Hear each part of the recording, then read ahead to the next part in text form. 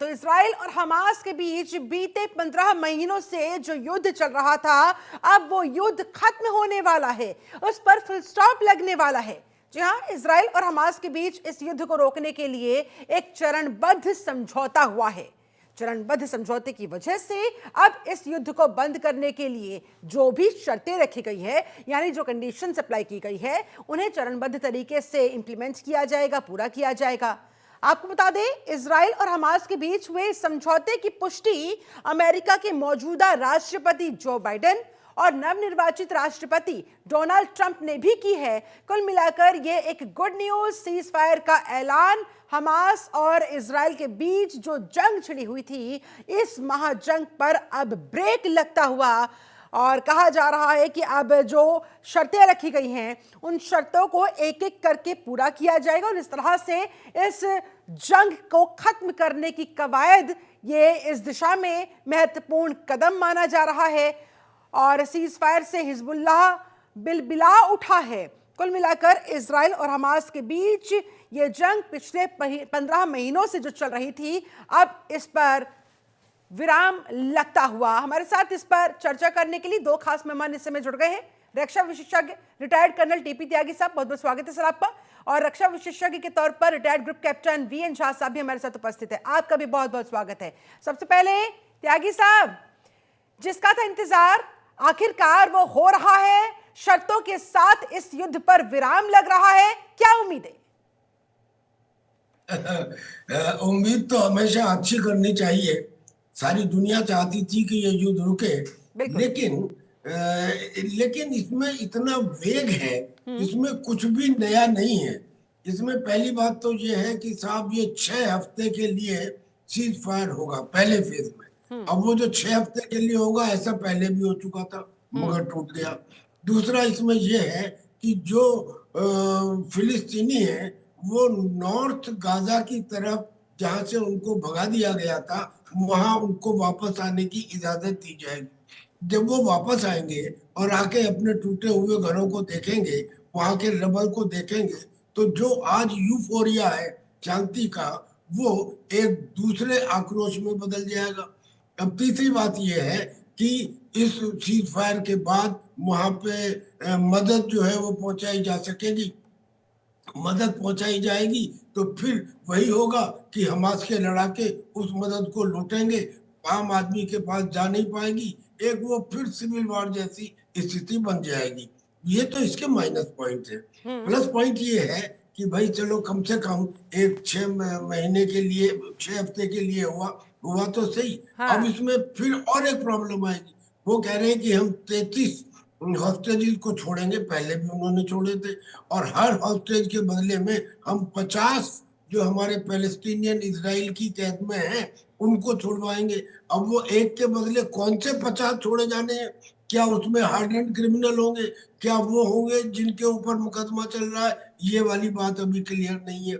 कुल मिला के इसमें जो बिडेन ने कहा कि ये क्रेडिट हमको मिलनी चाहिए, हमने ये युद्ध रुकवाया है, जो रूस और यूक्रेन के युद्ध को न केवल शुरू करवा सकता है बल्कि उसमें आग में घी डालने का काम करता रहा पिछले 3 साल से। हाँ। वो अब ये कह रहे हैं कि ये युद्ध हमने रुकवाया, इज ए वार मोंगर। अच्छा, डोनाल्ड ट्रंप, उनका मैं एक बात को मानता हूँ कि उन्होंने कम से कम आने के बाद पहले ही ये कह दिया कि मेरे आने से पहले 20 जनवरी से पहले या तो हमास सरेंडर कर दे और नहीं करता तो नर्क झेलने के लिए तैयार रहे। तो इसका क्रेडिट का कुछ पार्ट उन्हें दिया जाना चाहिए। यानी कि अभी इस महाजंग पर फुल स्टॉप लगने की जल्दबाजी, ऐसा समझना कहीं ना कहीं भूल होगी क्या? वीएन झा साहब, आपको क्या लगता है, ये कॉमा है या युद्ध पर फुल स्टॉप, क्या माना जाए? ये सिर्फ कॉमा है कि जिस तरह से युद्ध का पहले भी सीज फायर होने की कोशिश हुई थी, एक समय वह भी था जबकि यूएन सिक्योरिटी काउंसिल ने एक सीज फायर को माना था कि हाँ इस तरह की सीज फायर होनी चाहिए, जिसको इसराइल ने मानने से मना कर दिया था। अब वही मई की वाली जो सीज फायर है उसी पे थोड़ा सा और इलैबोरेट किया हुआ है, और इसराइल ने इसमें कुछ और कंडीशंस डाले थे।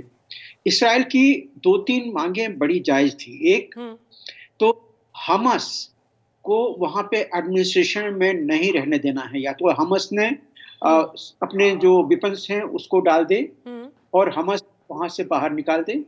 और दूसरा कि आगे में फिर ऐसी कैपेबिलिटी नहीं होनी चाहिए, रहनी चाहिए हमास की कि एक और अटैक कभी फ्यूचर में वो माउंट कर सके। तो दोनों पे थोड़ी सी अभी जो क्लैरिटी नहीं है, क्योंकि जो अभी त्यागी जी ने जो बताया कि सीज फायर का फेज 1 में हॉस्टेजेस का एक्सचेंज होगा, यहाँ भी थोड़ी सी क्लैरिटी की कमी है, क्योंकि हॉस्टेज जो सिविलियंस हॉस्टेज जो थे, इनोसेंट हॉस्टेज जिसको लिया था हमास वालों ने, उसको तो छोड़ना जायज था। मतलब वो किसी भी तरह से उसको रोकने की कोई जायज कोई नहीं ठहरा सकता है।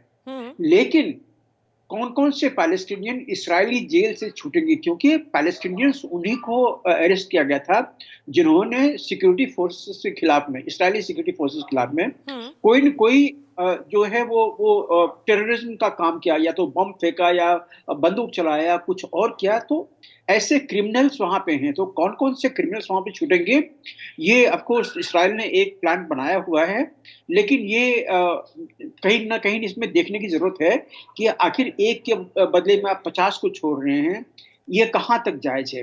खैर, जितने भी हॉस्टेजेस छूट जाए, जिस भी टर्म छूट जाए, मेरे ख्याल से ये एक वेलकम स्टेप है, क्योंकि अगर कोई ड्रेडेड टेररिस्ट छूट जाएगा इसराइली जेल से, तो जब फेज 1, फेज 2, फेज 3 जब खत्म हो जाता है, उसके बाद भी उसको पकड़ के फिर से वापस जेल में डालने का काम जो है वो हो सकता है। लेकिन जो बहुत बड़ी चीज अभी जो इसराइल ने डाला था, जिसके ऊपर में अभी क्लैरिटी नहीं है, वो ये है कि इसराइल ने जितना जो बॉर्डर है, गाजा इसराइल का बॉर्डर, वहां से 800 मीटर अंदर तक एक कुशन जोन बनाया था, एक न्यूट्रल जोन बनाया था, जिसमें के कोई भी जो गाजा के निवासी हैं या हमास हैं, वो उसमें कोई नहीं रह सकता है। आपको याद होगा कि बहुत सारे लोगों ने जो या तो वो एरियल अटैक करके वहां से आए थे या टनल बना के आए थे, तो इसीलिए उसको रोकने के लिए वो 800 मीटर का एक कुशन लाइन वो बनाने की जो इसराइल ने प्लान की थी, क्या वो इस सीज फायर में है या नहीं है। और तीसरी, जो इसराइल ने कहा था कि एक कोई गारंटी दे कि आगे में ऐसा फिर से अटैक नहीं होगा, इसके ऊपर में गारंटी देने के लिए कोई तैयार नहीं है। और एक चीज जान लीजिए, देखिए, ये जंग जो है ये इसराइल और गाजा के बीच में, हमास के बीच में नहीं है, ये है मानवता और अमानवता के बीच में। जब से वहां पे इसराइल बना है, जितने इस्लामिक देश हैं वो ये कहते हैं कि इसराइल को वहां पे रहने की, या ज्यूज को उनके विसिनिटी में रहने का अधिकार ही नहीं है। और ये चीज ये मानसिकता है, ये बहुत अच्छा पॉइंट रेज किया। इसी से मेरे जहन में सवाल आ रहा है सर, तो फिर तो ये जो महाजंग पर ब्रेक की बात, ये जो कौमा की बात है, हम जिस पर चर्चा कर भी रहे हैं, ये ईरान के लिए एक तरीके से झटके के बराबर, ईरान के जो सपने हैं वो चकनाचूर कहीं ना कहीं होते हुए। बिल्कुल ईरान के लिए एक झटका है, क्योंकि आज के दिन में हमास तो बिल्कुल घुटने भी उसके तोड़ दिए हैं, कमर तो पहले ही टूट था, घुटना भी टूट गया है, आज के दिन में वो लगभग धाराशायी है। लेकिन हिजबुल्लाह, उसकी कमर टूट गई है, वो घुटने अभी है, वो अभी भी इतने दुखी वो रॉकेट अटैक कर रहा है इस्राइल। तो चलिए, अभी जो सीज फायर हुआ, इससे कम से कम जितने इजरायली को नदर्न इजराइल से इवैक्यूएट किया गया है, ये वहां जा सकेंगे। और जो हमास, जो हिजबुल्लाह और इस्राइल के बीच में जो सीज फायर है, उसके हिसाब से सदर्न लेबनान में हिजबुल्लाह जो है वो नहीं रह सकते हैं, उनको वहां से निकलना पड़ेगा। तो कम से कम जो छोटे छोटे रॉकेट अटैक होते रहे हैं नदर्न इजराइल पे, वो बंद हो जाएगा। तो इस्राइल को कहीं न कहीं एक अभी फिलहाल टेम्पररी ही सही शांतिपूर्ण एक वातावरण मिलेगा। लेकिन ये आप जो टेररिस्ट के ऊपर में, जिहादियों के ऊपर में बिल्कुल यकीन ना करें। आज ना कल ये फिर से इसराइल के खिलाफ कुछ ना कुछ जरूर करेंगे। मैं ये ऐसा इसलिए कह रहे हैं क्योंकि 6 हफ्ते के लिए सीज फायर का जो ऐलान किया गया है, इजराइल और हमास के बीच जो जंग छिड़ी हुई थी उसको लेकर, क्या अब ये राहत की बात है या फिर ये कुछ समय के लिए सिर्फ सीज फायर हुआ है और जो शर्तों पर रजामंदी हुई है, क्या उन शर्तों को एक एक करके इंप्लीमेंट किया जा सकेगा? उसमें क्या कुछ अड़चनें आएंगी? ईरान के लिहाज से कितने बड़े झटके की बात है, क्योंकि ईरान तो इजराइल को नेस्तनाबूद करने का जो सपना संजोए बैठा था उसके लिए कितना बड़ा झटका है। इसी पर हम कर रहे हैं बात। हमारे साथ दो खास मेहमान जुड़े हुए हैं। त्यागी साहब, आपका रुख करूंगी, और जो मैंने सवाल आपसे पहले भी किया था, ईरान को ये क्या उम्मीद थी ऐसा हो जाएगा, या फिर हम क्या माने, क्या समझे, क्या कुछ परिस्थितियां रही या क्या दबाव रहा कि इस दिशा में कदम उठाया गया इजराइल की तरफ से, हमास की तरफ से पहल करते हुए 6 हफ्तों का सीज फायर का ऐलान किया गया? क्या लगता है? देखिए, पहले तो मेंटेलिटी समझिए। ईरान और इजराइल इस समय इतने एक दूसरे के दुश्मन हैं कि without logic they make complaints against the opposite party, यानी कि हिस्ट्री हुए। क्या कोई एक प्रदर्शन गाजा में हमास के खिलाफ हुआ? और अगर नहीं हुआ तो क्या ये ना माना जाए कि गाजा में जो हमास के लड़ाके हैं सब लड़ाके हैं, जो लड़ाके नहीं है वो सपोर्टर है, और जो सपोर्टर नहीं है वो आगे आने वाले टाइम में लड़ाके बनना चाहते हैं। और अगर ऐसा ना रहा होता तो इतनी कोलेटरल कैजुअलिटी आपने बहुत अच्छा पॉइंट रेज किया है त्यागी साहब। इस पर मैं झा साहब आपका भी रिएक्शन चाहूंगी। वो इस लिहाज से क्योंकि देखिए, रेडिकलाइजेशन का जिक्र यहाँ पर त्यागी जी ने किया है, इसके खिलाफ ये कहीं ना कहीं युद्ध माना जा रहा था, ये जंग मानी जा रही थी, लेकिन अब इसका क्या होगा? रेडिकलाइजेशन को खत्म करने के सपने का क्या होगा? और इसका असर अगर यूके जैसे देश पर भी, ब्रिटेन जैसे देश पर भी पड़ रहा है, वहां पर भी उन्हें मजबूरी में वो फैसले लेने पड़ रहे हैं जो वो नहीं लेना चाहते हैं, तो फिर इस दिशा में ये कितना खतरनाक साबित हो सकता है आगे चलकर? झा साहब, सही कहा आपने शिल्पा जी। देखिए, अगर आपको याद है तो मैं आज से लगभग 1 महीना पहले भी जब आपके चैनल से बातचीत हुई थी तो मैंने यही कहा था कि ये जो हॉस्टेज वहां पे रखे गए हैं, इसके खिलाफ में इसराइल की धरती पे हमेशा कोई न कोई प्रोटेस्ट, डेमोन्स्ट्रेशन ये होता रहा है। मतलब वो अपने लोगों को जो हॉस्टेज बनाए गए हैं उसके खिलाफ अपनी सहानुभूति रखते हैं। मतलब वहां पे मानवता जीवित है, इसराइल में मानवता जीवित है। लेकिन यही देख लीजिए गाजा में आज के दिन में 47,000 लोग मारे गए हैं। लेकिन क्या वहां की जो सिविलियन पॉपुलेशन है या वहां पे जो भी पॉपुलेशन है, क्या वहां उन्होंने एक बार भी अपने एडमिनिस्ट्रेशन के खिलाफ, हमास के खिलाफ प्रदर्शन किया है?